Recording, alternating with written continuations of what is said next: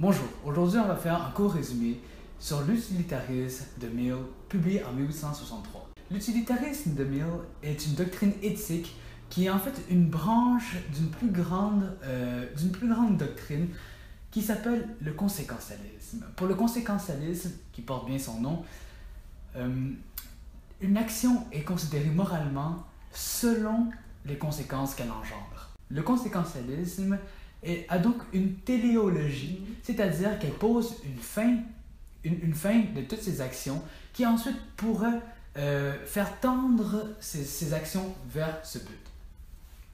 Ainsi, elle a un deuxième principe qui est le principe de maximisation, que les actions posées doivent tenter de maximiser les effets qui pourront acheminer ensuite vers le but. Le conséquentialisme considère donc l'état du monde antérieur à l'action, donc l'état du monde A, et ensuite le rapporte et l'évalue selon l'état du monde après l'action, l'état du monde B. Et si l'état du monde B comporte plus de biens que l'état du monde A, alors l'action est considérée bonne. Si c'est l'inverse, alors elle sera considérée simplement mauvaise. S'il n'y a pas de différence entre les deux, alors l'action est neutre. Mill va reprendre la définition de l'utilité selon Bentham, qui est son prédécesseur, et il va définir l'utilité comme la recherche d'un plaisir. Donc la fin posée dans cette téléologie est le bonheur, car le bonheur détient la fin en elle-même. C'est-à-dire que si je tente d'être heureux, c'est simplement pour être heureux. Contrairement à, par exemple, si je tente d'être riche, c'est pour une autre raison. Si je veux de l'argent, c'est pour m'acheter ceci, c'est pour m'acheter cela, mais c'est pas pour avoir de l'argent en tant que tel. Mill va donc reprendre la tradition aristotélicienne qui pose que le bonheur est une fin en soi. Du coup, l'utilité devient une propriété de l'action à produire un bien ou à empêcher un mal à t'arriver à certains individus.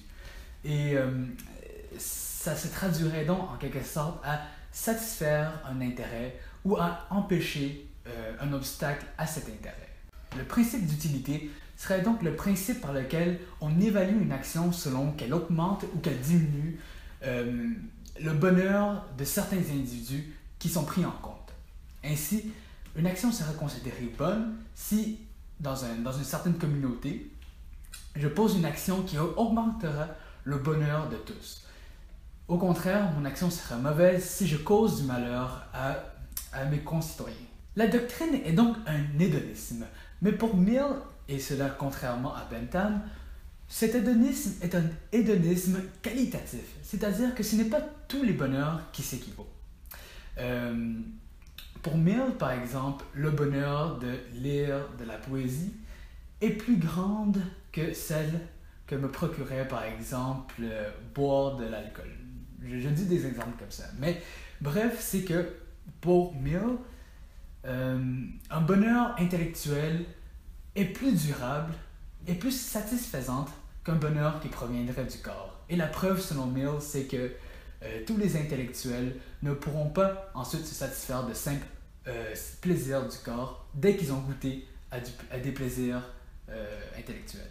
Et en fait, Mill est beaucoup plus proche de l'épicurisme qu'on le pense, car l'épicurisme posait que le plaisir, le bonheur, résiderait dans l'absence de douleur. Il s'agit donc d'une modération et d'un contrôle de soi pour atteindre un état d'ataraxie. Mill reformule cela et dit aussi qu'en fait, on doit savoir comment modérer nos désirs, car le bonheur dépend évidemment de la satisfaction de nos désirs, et si on ne sait pas comment contrôler nos désirs, alors on aura beaucoup de désirs insatisfaits, ce qui nous causerait par conséquent du malheur. Pour Mill, donc, on ne peut pas vouloir et demander plus à la vie que ce qu'elle peut nous donner. L'utilitarisme a donc 5 caractéristiques principales.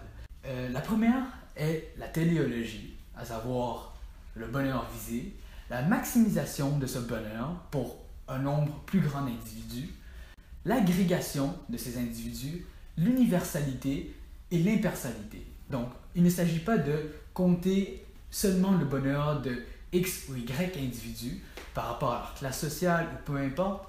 Il s'agit de vraiment de prendre en compte tous les individus d'une certaine société et à la limite même tous les individus même du monde. Mais d'où vient ce principe d'utilité? C'est qu'en fait, Mill reprend exactement ce que Bentham dit et pour Bentham, l'être humain cherche avant tout son propre bonheur, son propre plaisir. Et donc, selon lui, on doit faire à autrui ce qu'on ferait exactement pour nous. Or, puisque ce qu'on fera pour nous, c'est chercher notre bonheur, on doit par conséquent aussi chercher le bonheur des autres. L'éthique, la moralité devient donc une question de plaisir et de bonheur. Mais on se demandera, dans une société en tant que telle, un individu ne peut pas toujours calculer pour le bonheur de tous. Il ne s'agit pas en fait de poser la moralité en chaque individu, car sinon la société ne pourra jamais fonctionner. Il s'agit d'installer et d'imposer un législateur qui régira pour tous les individus. Ce législateur doit être impartial, il doit considérer tout le monde et il doit essentiellement reprendre les 5 caractéristiques de l'utilitarisme et condenser ceci pour ensuite former des règles qui s'imposera à tous les individus. Ce législateur doit donc prendre en compte les intérêts individuels de chaque citoyen et aussi le bonheur collectif de toute la société. Ce législateur sera donc responsable pour Mill de régir les hommes en produisant en même temps la plus grande quantité de bonheur possible. Il faut en quelque sorte que la société soit la plus heureuse possible. L'ordre du législateur sera donc un philosophique calculus, c'est-à-dire un calcul de plaisir. Il sera chargé d'additionner dans une société tous les plaisirs de chaque individu et toutes les peines aussi de chaque individu. Il fera ensuite un bilan et si le bilan penche vers le plaisir, alors cela indique en fait une tendance générale vers le bonheur, vers la bonne action et le bon état de la société. Pour le législateur, il y a donc 7 critères qu'il prendra en compte pour calculer la qualité d'un plaisir. D'abord, l'intensité de ce plaisir, la durée de ce plaisir, si évidemment ce plaisir ne dure qu'une seconde et n'a pas une pérennité, alors elle vaut presque rien. Il y a aussi la proximité de ce plaisir, c'est donc à dire qu'il faut que le plaisir soit le plus proche possible. Si c'est un plaisir qui va m'arriver mais dans 50 ans, alors son poids est presque nul. Il doit aussi être fécond, c'est-à-dire qu'il doit aussi non seulement causer un plaisir, mais il faut que ce plaisir puisse causer d'autres plaisirs en moi.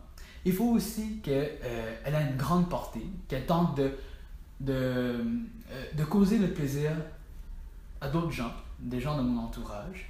Et il faut aussi que ce plaisir soit pur. C'est donc à dire que ce plaisir ne doit pas être mélangé avec un peu de peine. Par exemple, le plaisir de voir mon ami tomber, mais c'est un exemple un peu banal, mais c'est un peu de ce type. Par exemple, le plaisir de voir un ennemi échouer, je peux voir en quoi j'ai du plaisir, mais à cause que c'est mon semblable qui périt ou mon semblable qui a de la peine, moi aussi j'ai un peu de peine. Bon, en conclusion, il reste encore quelques problèmes avec l'utilitarisme. Par exemple, le fait qu'il n'y a pas que le bonheur dans la vie. Il y a aussi, par exemple, la dignité humaine. À quel prix on peut chercher le bonheur de tous en laissant de côté quelques individus, puisque au total, on ne prend en compte que le bilan des plaisirs. Il se pourrait qu'une partie de la société a un plaisir énorme, par exemple des gens privilégiés, et qu'une partie, malgré qu'elle puisse être mineure, soit en souffrance totale. On peut imaginer une société dans laquelle 90% des gens vivent en complète liberté et en complète jouissance, mais que 10% de la société soit en esclavage total. On voit encore qu'il y a un problème moral, il y a un problème éthique. Mais si on ne fait que le calcul des plaisirs, alors techniquement, selon Mill, cette société pourrait être moralement bonne. Bon, j'espère que vous avez aimé la vidéo. N'hésitez pas de laisser un like en bas, de laisser aussi un commentaire si vous avez encore des questions. Et n'oubliez pas de vous abonner. Merci beaucoup. Au revoir.